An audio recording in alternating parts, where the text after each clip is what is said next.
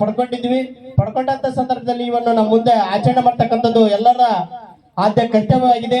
ಅದೇ ರೀತಿಯಾಗಿ ಇವತ್ತ ಎಲ್ಲ ಶಾಲಾ ಮುಖ್ಯ ಶಿಕ್ಷಕರಿಗೂ ಹಾಗೂ ಶಾಲಾ ಸಿಬ್ಬಂದಿಗಳಿಗೂ ಮತ್ತು ಊರಿನ ಗಣ್ಯ ವ್ಯಕ್ತಿಗಳಿಗೂ ಇವತ್ತ ಗಣರಾಜ್ಯೋತ್ಸವ ಮತ್ತು ಹುತಾತ್ಮರ ದಿನದ ಶುಭಾಶಯಗಳನ್ನು ಹೇಳುತ್ತಾ, ಅದೇ ರೀತಿಯಾಗಿ ನಾ ಎರಡು ಮಾತು ಹೇಳೋದು, ಮಕ್ಕಳ ಶಿಕ್ಷಣ ಬೇಕು. ಎಷ್ಟು ಪ್ರಾಮುಖ್ಯತೆ ಆದಂದ್ರೆ ಒಂದೇ ಒಂದು ನಮ್ಮ ರಾಯಣ್ಣ ಸ್ಕೂಲ್ ಹೇಳ್ತೀನಿ ನಾನು. ಮೇಲೆ ಕೇಂದ್ರದಿಂದ ಒಂದು ರಾಯಣ್ಣ ಅವರಿಗೆ ಒಂದು ಪತ್ರ ಬಂದಿರುತ್ತದೆ.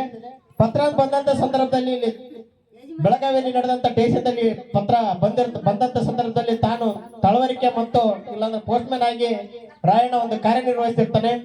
ನಿರ್ವಹಿಸಿದಂತ ಸಂದರ್ಭದಲ್ಲಿ ಮೇಲಿಂದ ಪತ್ರ ಬಂದಂತ ಸಂದರ್ಭದಲ್ಲಿ ಹೋಗಿ ಊರಿನ ಗೌಡರಿಗೆ ಆಗಿರ್ಬೋದು ಮತ್ತೆ ಏನು ನಡೀತಕ್ಕಂತ ಸಭೆ ಇರುತ್ತ, ಆ ಸಭೆಗೆ ಮೇಲಿಂದ ಪತ್ರ ಅಂತ ಬಂದಂತ ಸಂದರ್ಭದಲ್ಲಿ ಹೋಗಿ ಆ ಪತ್ರವನ್ನ ತನ್ನ ಕೈಯಾರೆ ಹೋಗಿಸಿ ಠಾಕ್ರೆ ಸಾಹೇಬರಿಗೆ ಆಗಿರ್ಬೋದು ಇನ್ನ ಏನು ಗಣ್ಯ ವ್ಯಕ್ತಿಗಳಿಗಿರ್ತಾರೆ, ಆ ಬಂದಂತ ಪತ್ರ ಅವ್ರ ಕೈ ಕೊಡ್ತಾರೆ. ಆ ಪತ್ರದಲ್ಲಿ ಏನಿತ್ತು ಅಂದ್ರೆ ರಾಯಣ್ಣನ ಹಿಡಿದು ಗಲ್ಲಿಗೆ ಹಾಕಂತ ಇತ್ತು. ರಾಯಣ್ಣ ಒಬ್ಬ ಅನಕ್ಷರ